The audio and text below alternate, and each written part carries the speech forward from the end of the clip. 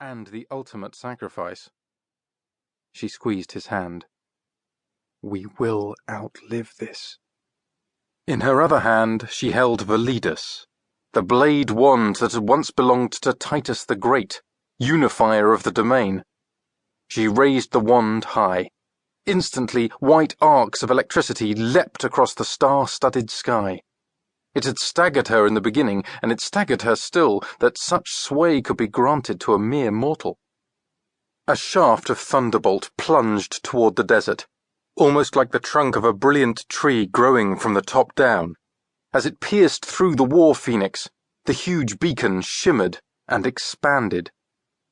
Purpose surged in her veins. The sizzle of electricity was a rising tide in her blood. And a wildness beat in her heart. No more pretense, no more running, only drive against drive, power against power. With an almost inaudible crackle, her lightning fizzled upon a shield that had been set outside the bell-jar dome. Cries of dismay rose all around her, drowning out her own gasp. She swore and reached for the elements again. Dozens of thunderbolts struck the shield like so many brilliant needles thrown against a pincushion, or the fireworks of a New Year's celebration gone mad. The shield held. A resounding silence echoed in her head. There is no surprising Atlantis twice, said Titus, with far greater calm than she felt.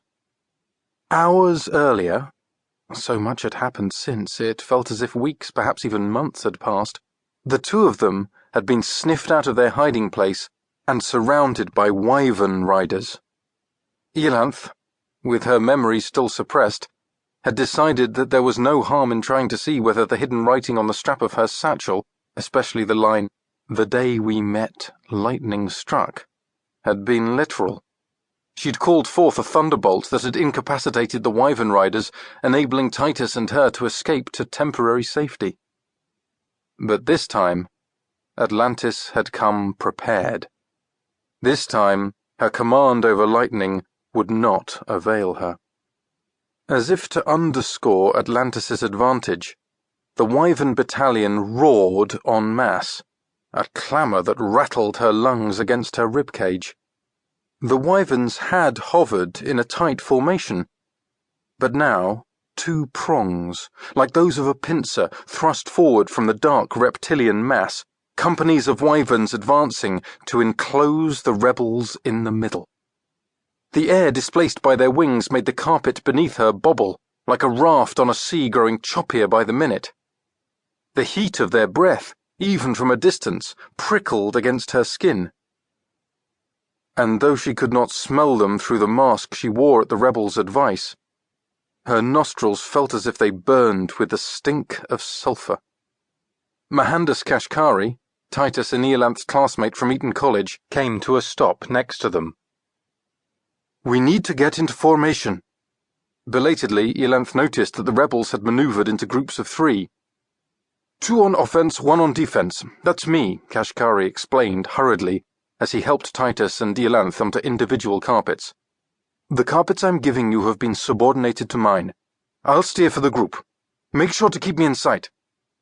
The carpets had been formed into an L shape, with a bottom ledge for standing on, a long vertical side for holding the rider upright, and the upper end rolled down to make a comfortable yet solid handrest at waist height. Better fight standing up, said Kashkari.